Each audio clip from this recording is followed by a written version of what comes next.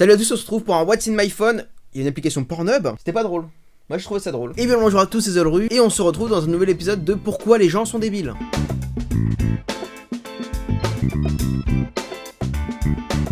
Aujourd'hui, conseil du jour numéro 4. N'envoyez jamais de photos compromettantes sur Snapchat ou en message privé. Elles ressortent toujours. Et oui, car je vous connais, petit cochon, hein. Les scènes nudes et compagnie, ça vous aimez ça. Bon alors, déjà, je vous avoue que je suis pas extrêmement objectif sur la question. Pourquoi? Parce que je n'utilise pas Snapchat. Parce que pour moi, Snapchat, c'est quand même l'une des plus grosses conneries qui a jamais été créée. Encore une fois, ce n'est que mon avis. En réalité, je trouve qu'il y a pas mal d'intérêt à Snapchat. Effectivement, je pense qu'en termes d'interaction avec ses amis, pouvoir envoyer des photos assez marrantes très rapidement, ça peut être pas mal. Le problème, c'est que les photos marrantes entre amis, y a pas que ça, hein. En passant par de multiples paires de seins et paires de fesses, on a des magnifiques photos pleines de survêtements et de sexe masculin, et il y a des gens qui passent toute la journée dessus. Mais bon, c'est pas une vidéo pourquoi Snapchat c'est de la merde, c'est une vidéo pourquoi faut pas envoyer de merde sur Snapchat. Alors pourquoi il faut pas envoyer de conneries, que ce soit sur Snapchat ou en message privé? Parce qu'effectivement, envoyer un pénis à votre ami ou à votre copine pour DRer, pourquoi pas? Mais est-ce que vous connaissez la fonction screenshot? Parce que je veux bien qu'il y ait un temps limité pour laquelle la photo est diffusée, mais vous ne pensez pas qu'il y a des gens qui appuient sur le bouton screenshot plus vite que leur ombre? Et si vous vous dites non mais c'est une personne de confiance, franchement je pense qu'il y aura pas de problème avec ça, sachez qu'au moindre désaccord, à la moindre engueulade, il peut y avoir une photo qui sort comme ça, comme si de rien n'était. Du genre, oh merde, j'ai uploadé la photo sans faire exprès. Je suis vraiment très bête. Et je pense qu'il y a beaucoup de gens qui ne s'imaginent pas l'impact que ça peut avoir d'avoir une photo compromettante de soi sur internet. Parce qu'une fois que c'est sur internet, ça reste sur internet. Après, je sais que quand on est en couple ou quand on est entre amis, des fois il peut y avoir des délires comme ça où on s'envoie des petites photos un petit peu marrantes, un petit peu compromettantes. C'est leur choix, ils font ce qu'ils veulent. Et puis c'est vrai que ça rajoute un petit côté pimenté. Mais le problème, même si c'est vraiment une personne en qui vous faites aveuglément confiance, c'est qu'il peut y avoir toujours des personnes malveillantes qui eux vont hacker votre portable, votre ordinateur, pour récupérer ces photos et les utiliser contre vous. On peut prendre par exemple le cas évidemment de l'affaire le V12 qui a vraiment traversé et qui traverse encore une période extrêmement difficile et qui, je pense, vous le voyez bien, n'est pas du tout à envier et qui montre que le hacking de photos personnelles peut vraiment avoir un impact considérable sur la vie privée. Donc vraiment, pour votre sécurité, pour votre vie privée, évitez, même si ça peut être marrant, d'envoyer des photos compromettantes de vous. Déjà de 1 parce qu'il y a des gens qui n'ont pas forcément envie de le voir, et puis en plus parce que si on l'utilise contre vous par la suite, je ne suis pas sûr que vos parents ou votre patron ont envie de voir votre appareil génital. Donc voilà, ce conseil est maintenant terminé. Encore une fois, vous faites ce que vous voulez, c'est juste une prévention, un conseil que je vous donne. N'hésitez pas à vous abonner pour suivre les autres conseils et les autres vidéos. Partagez la vidéo et mettez un pouce bleu si elle vous a plu. À la prochaine, c'était Zolru.